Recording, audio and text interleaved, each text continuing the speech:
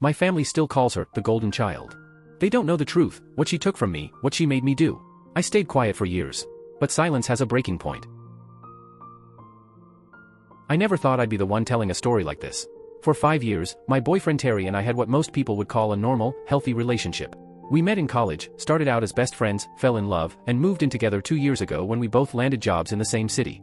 We split rent, shared chores, went hiking on weekends, argued over whose turn it was to do the dishes, the usual stuff. He'd never been jealous, never tried to control me. If you asked anyone, they'd say he was a solid guy. That's why what happened last Friday still feels like I stepped into some alternate reality. Every few months, my high school friends and I have this tradition, a big dinner party where everyone brings a dish. We rotate houses, catch up on life, laugh too loud. This time it was at Michelle's place. The theme?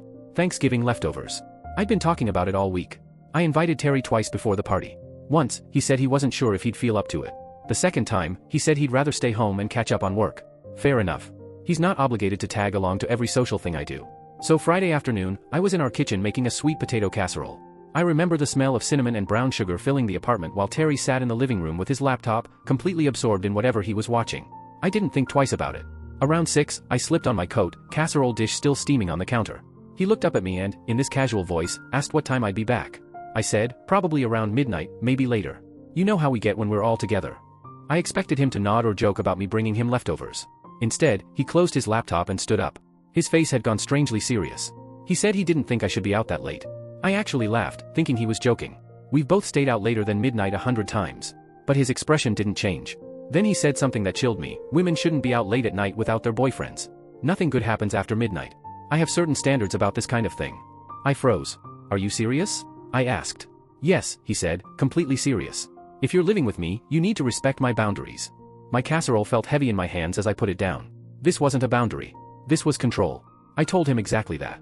He insisted it wasn't control, it was about safety and respect. My heart was racing. Where was this even coming from? We'd been together for years and he had never, not once, mentioned anything like this. I reminded him how many times I'd been out late before. He just repeated himself like a brick wall. I tried reasoning with him. It's at Michelle's. Safe neighborhood. I'll text you when I'm leaving. He shook his head. Doesn't matter. Then, like a switch flipped, he said, if you don't like my standards, you can find somewhere else to live. 5 years together and he was threatening to kick me out over a dinner party. I stared at him. His face looked different. Harder. Like I was looking at a stranger. I asked what time he thought I should be home. He said, 3 a.m. at the latest. I blinked. That was later than midnight, the time I'd already given him. But before I could even respond, he said, actually, since you're arguing with me, now it's 1 a.m. He said I was making him angry, and because of my attitude, the curfew was moving up. My stomach dropped.